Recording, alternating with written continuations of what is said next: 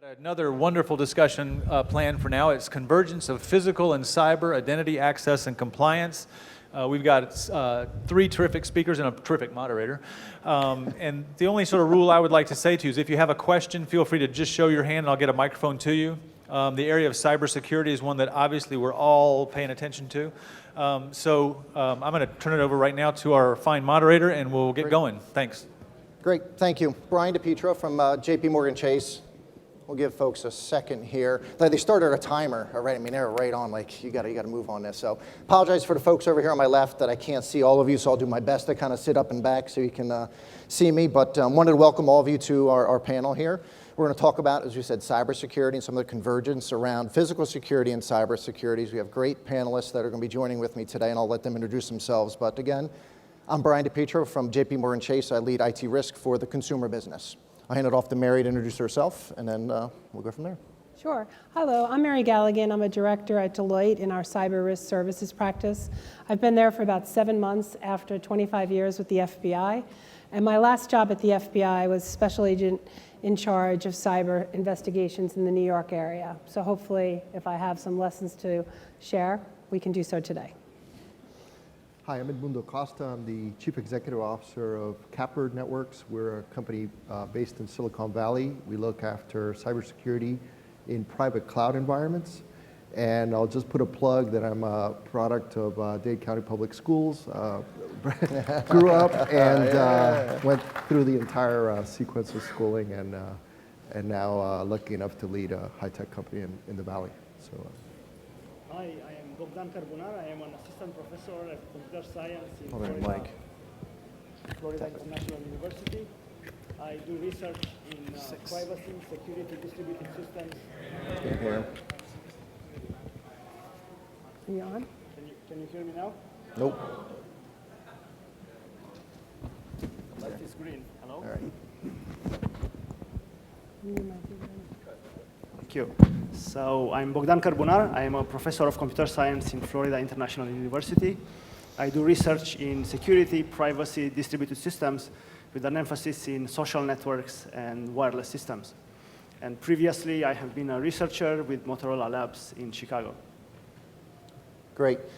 Thank you all. I mean, this is a pretty unique environment we're in now, and there's a lot going on when we think of cybersecurity, and I think the panelists are kind of eager to kind of get into some of the questions I have for them and kind of dispel some of the rumors and some of the myths, but also give a lot of information that's kind of going on. So let me hand it to Mary to talk a little bit what got us here. So if you think of what we were 5 to 6, 7 years or so ago, and look at where we are now, almost every day there's something in a news journal. What got us here in this point in time? Well, American Airlines got me here from New York. But you know, what got us here when you think about it? You wake up this morning, New York Times, the CEO of Target is resigning, fired, whatever, because of the cyber breach that happened. So you're looking at a situation where for the last 10 years, we have been connecting everything. The internet is meant to share information, not secure information. So we've been connecting everything, and because of that, the number of vulnerabilities have also increased. So we're seeing that the cybersecurity actually has to start at the keyboard, not at the firewall anymore. And we're seeing our adversaries becoming more and more sophisticated and more talented in how they can attack us, whether they're cyber criminals who are very, very organized and did the retail breaches, whether they're nation state that are working on behalf of a government, or whether they're hacktivists who are coming in to steal our information to embarrass us. And then, of course, you have that insider threat that often does not have to be nefarious. It can be our employees are working with so much data, or they're working with so many controls that they make mistakes causing an incident to occur. So the way that we've gotten here is by connecting everything in order to share information, and we haven't worked through how are we going to protect all of that as well as parallel the privacy laws. Excellent, no, that's great. When we think of the privacy laws, there's quite a few states that have their own statutes on when you should notify if a social security number is there or not, if a credit card number. Can you talk a little bit about some of the privacy implications when you think of all the breaches that have been going on, and what has changed from that standpoint? So I feel that, can you hear me now? Yeah, yes. All right. Good. So I feel that security is a little bit like youth. You only care about it once you lose it. And case in point, for instance, you have how many people are using TurboTax to do their taxes? I am using TurboTax. And once you use a lot of these systems, you expose yourself to a lot of privacy vulnerabilities. And we have options. I mean, we could do taxes by hand, for instance. But still, we like convenience more than privacy. And so we give a lot of data. We give social security numbers, address, bank account, credit card numbers, and our whole history of transactions just for that. And this is a really hard problem. I mean, providing security and privacy is really a hard problem. As Mary said, attackers always have, often have initiative here. They always, most often, they launch attacks against systems that we believe are secure. And also, the other problem is that we have this, we have a lot of, there is not enough interest in privacy, I feel. The problem is we don't put enough pressure on these companies to take many times privacy seriously. So, for instance, and this is a hard problem again because developers have a lot of pressure to, for instance, they have deadlines, a lot of deadlines. They have to have a new software release in the next 2-3 months. And they have a lot of constraints that they need to satisfy. So privacy and security are not always a top priority for them. So, but there are a lot of solutions out there, a lot of security, privacy research in this area. There is not a lot of interest to put it in practice many times.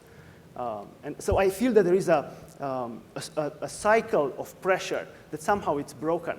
I mean, companies and products put us at risk through their products and by taking our data and potentially having vulnerabilities that expose us to attacks. At the same time, we do not put enough pressure on them. We don't care enough that we have an impact on software developers, on companies, and also on lawmakers to create more stringent laws on privacy. So I feel here that attackers are doing a wonderful job of advertising this problem.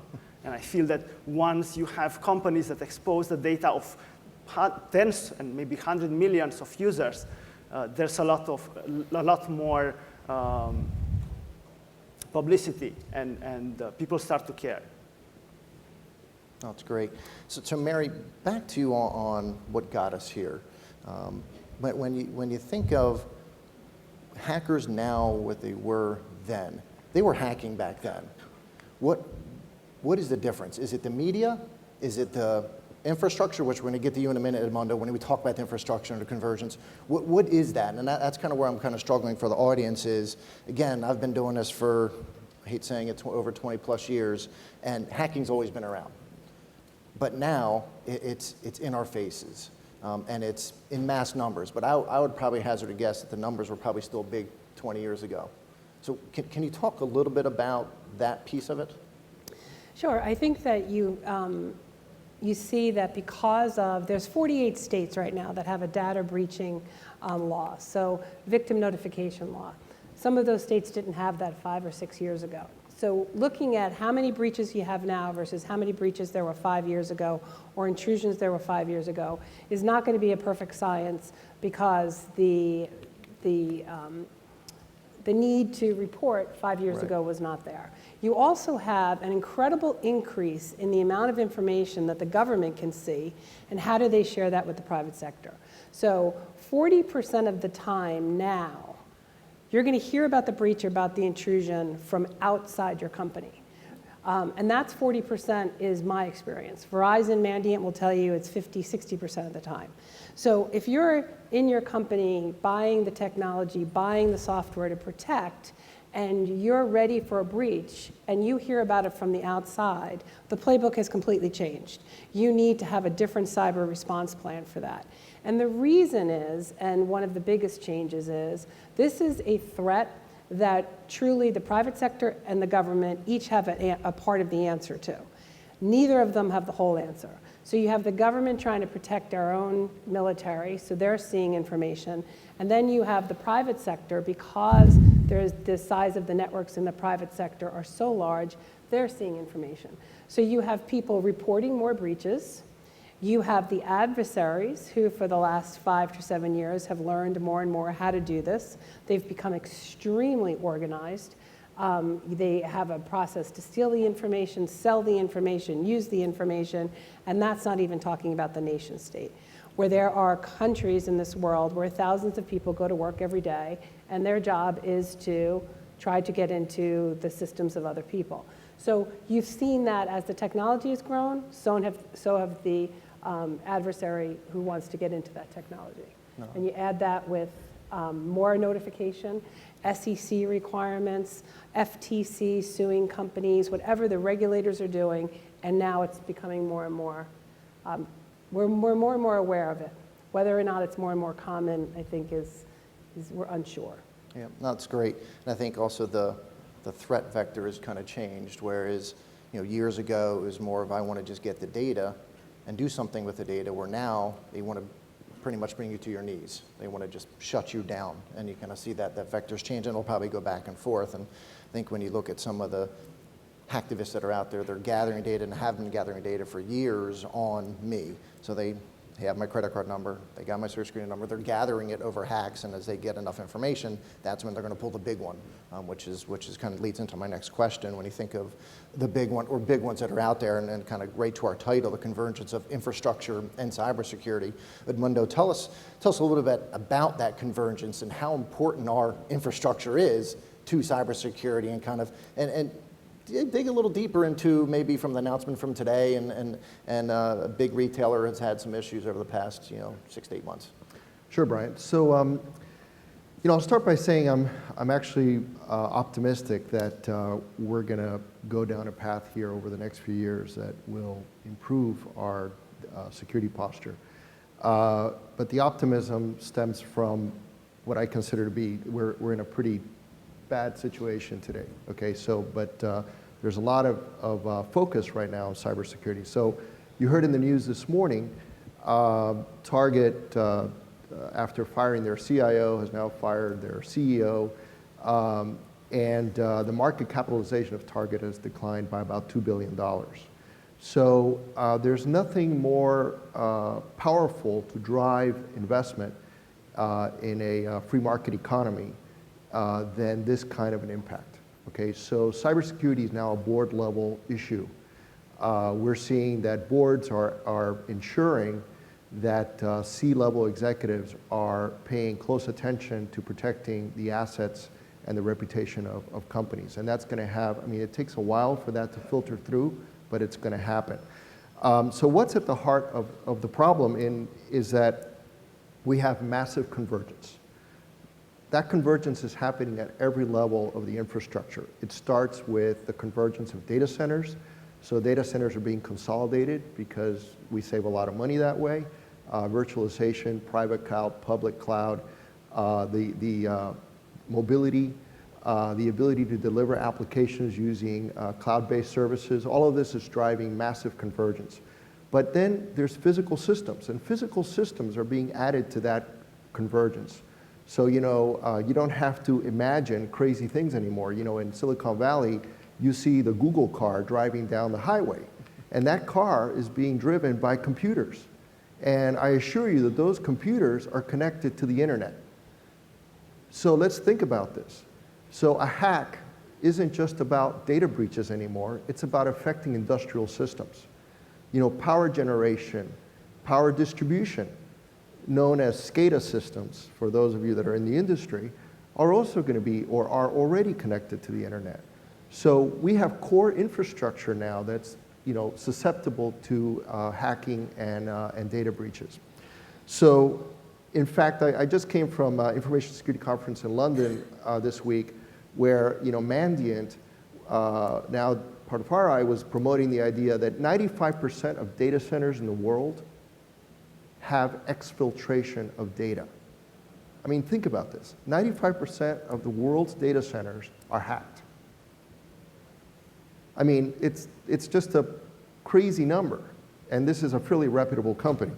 So, so where's the solution to this? And I would argue that We have a lot of security controls out there, a lot of security professionals working, and I think some of the secret sauce that's going to bring about improvements in security are things like real-time monitoring and diagnostics that allow us to measure and detect and verify and validate the security posture of our systems on a real-time basis, okay, not 3 or 6 or 9 months after the fact.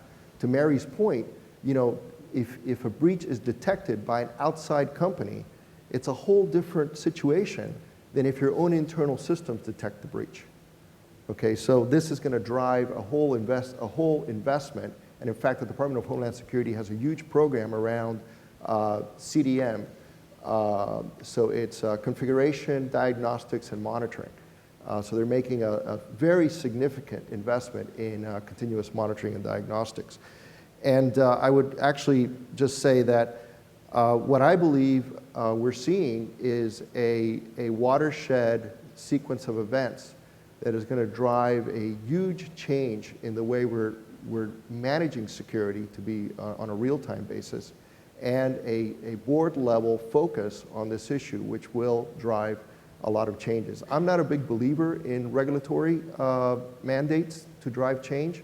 However, having great security standards like FISMA, PCI, COBIT, ISO 27001, for those of you that are coming from outside the United States, those standards are critical because those are very well thought through and mature standards that will help us drive better security. That's great. And with those standards, just a little counterpoint, with those standards, we are only one change away from being vulnerable or open. I think it comes back to all of us that are in the security field and risk field doing as good as a job and notifying and things of that nature, but you're one change away from opening your doors to the world. I want to hit two other topics. One is around cloud and one is around mobile. Knowing that those are not necessarily new, but they pose a fairly significant security and cyber risk to all of us.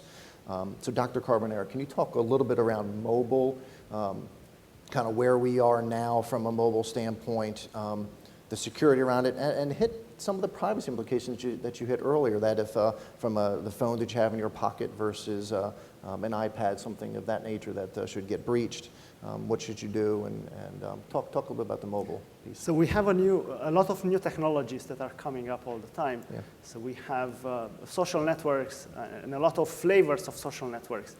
Yeah. And they collect a lot of new information that has not been collected before. It includes location, includes also location information, a lot of opinions of people. Also, we have Google Glass coming up. So they discover a lot of new niches of privacy that we have not considered before. For instance, even what you're looking at, it can be considered as being part of your bubble of privacy. So all these new technologies are barely entering the market, so obviously the developers are not really ready for all the privacy implications. And I think we are all part of a new experiment of what will happen.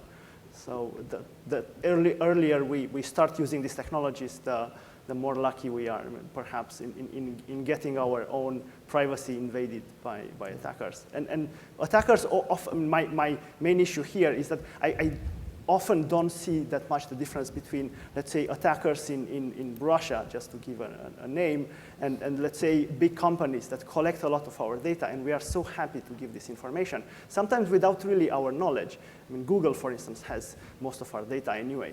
So on that, I mean, Mary, how do we stay on top of it? So you look at the OpenSSL breach we had, 3 or 4 weeks ago, which was a beta version, which was like, holy cow, people are still using that. But then you have this new technology it's like a 0-day. So the IE, which is not a new technology, but it's a 0-day vulnerability that's out there, and it took them a week to kind of get a patch out. How do we get better of getting ourselves prepared? Is it in the software development life cycle? How do we do that? And I'll open it up also, Mary, and the panelists to kind of think through that question. Well, I think if you look at it from a business point of view, a company's point of view, there have to be the recognition that these vulnerabilities are going to be out there. Yeah. And so what things can I do on the policy side, the governance side, the education side, the training side, in other words, the side that I can control, in order to try to protect myself. So you start with training. If the number one way, or one of the top 2 ways, that the adversary is still going to get into our system is spear phishing, and I too am very optimistic that Silicon Valley or some other great mind in this world is going to come up with a solution to that. But if spear phishing, where they send you the email and you click on it, is still one of the most common ways, do I educate my employees? Do I not allow my network administrators to click on attachments? You start to look at your cybersecurity and what I can do about it and how I can look at the threat from what I can control. And they end up being things that most of them have nothing to do with technology. So training employees, and then if we do click on them, creating a culture where you're going to report it.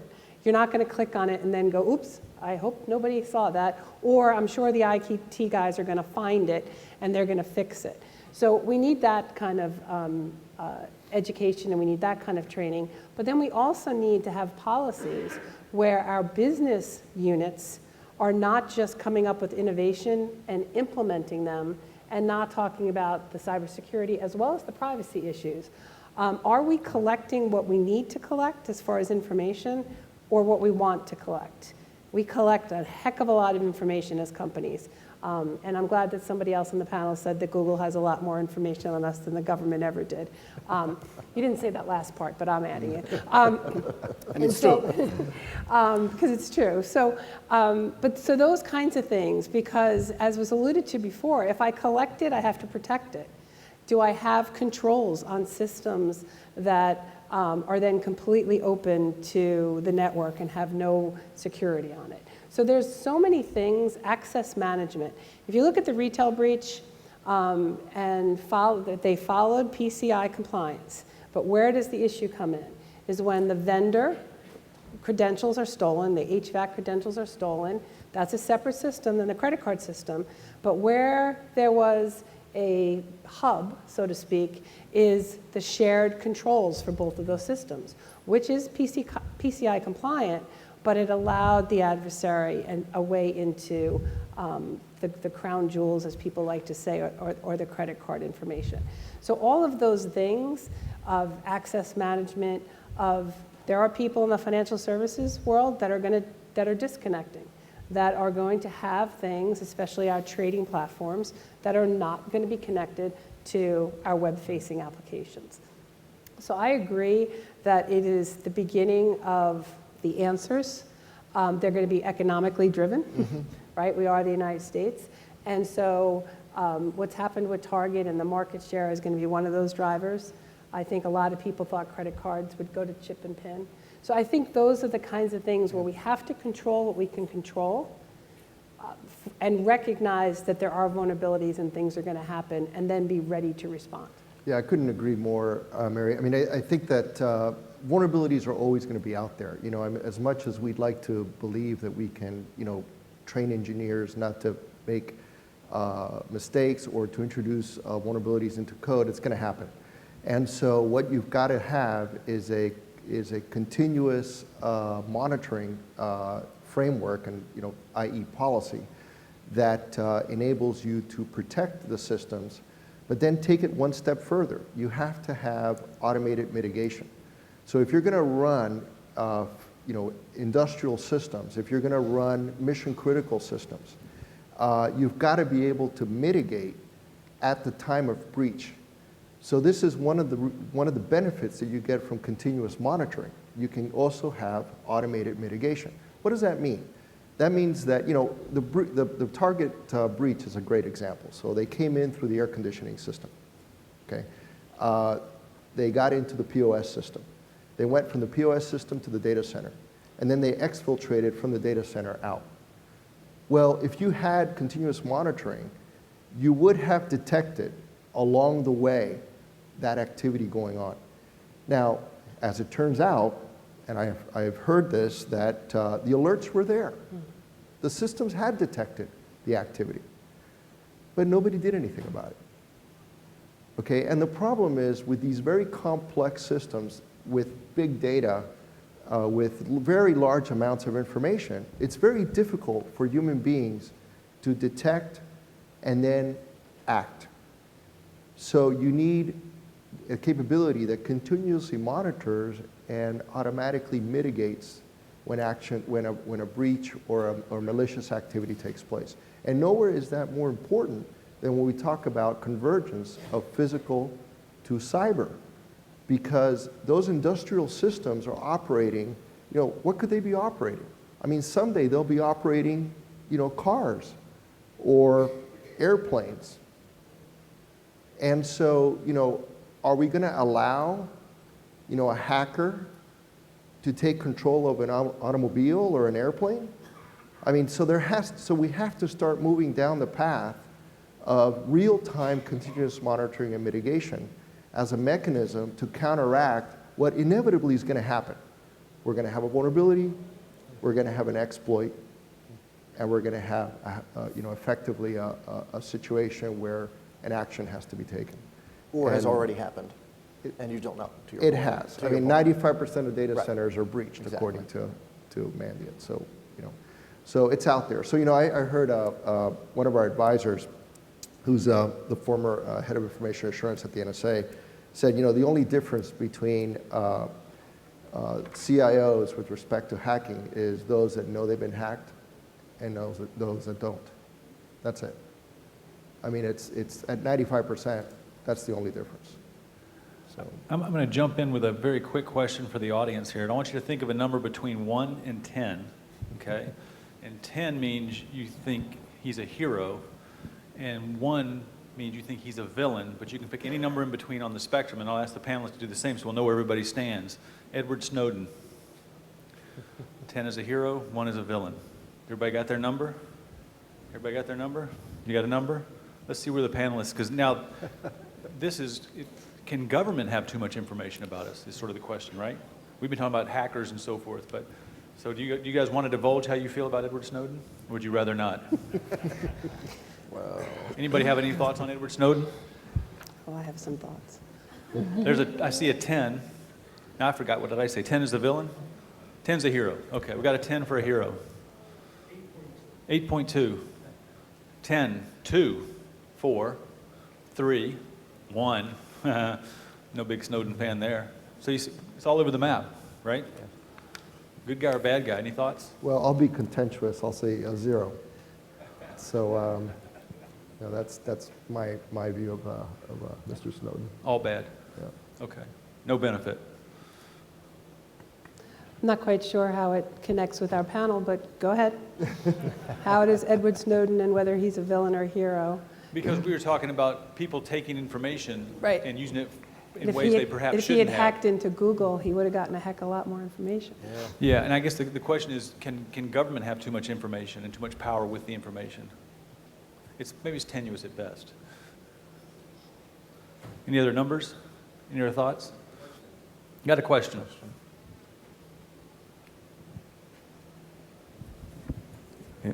Based on the Snowden affair, it's very clear what capabilities governments have.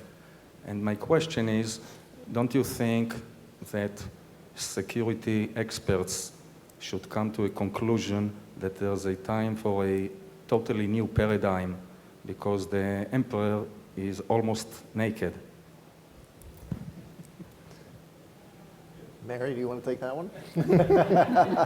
I mean, I think you're going to find. I'll answer some, and you guys can all chime in.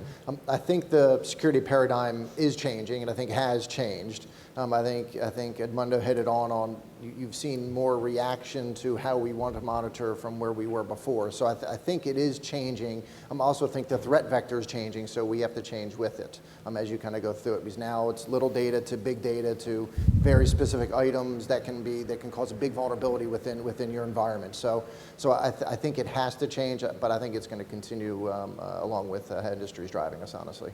I got another question. Did one of you want to step in on that answer? I got another question here if not.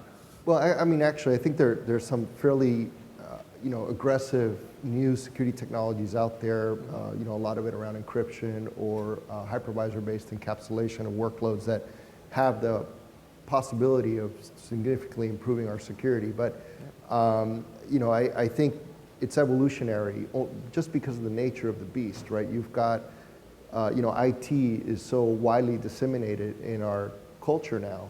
Our entire society is fully digitalized now, certainly in the United States. So moving something to a new paradigm will take a lot of time. And also, if I can say something, actually throwing back the question to the person who asked it, do you mean a new paradigm for security, or do you mean a new paradigm for the internet, or maybe a new paradigm for the human nature?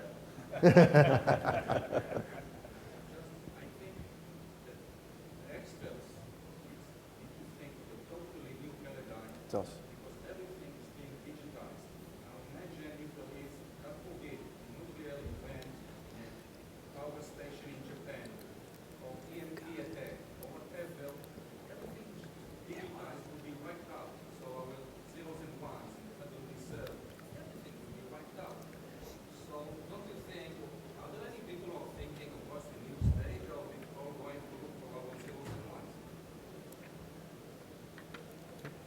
One last question here.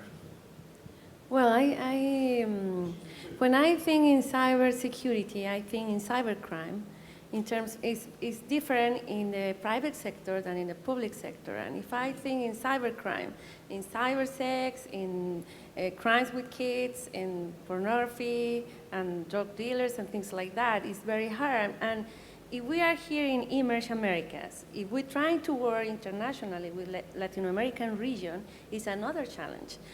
For that, for me, the challenge with consultant as Snowden is the damage for IT companies that create jobs and things like that. And I don't know, for the panelists, in your opinion, how we can work internationally with Latin American region, this kind of cyber security projects?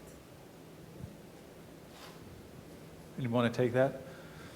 How we can work across borders, particularly with Latin America, on cybersecurity issues? Would that be a fair assessment of your question, more or less?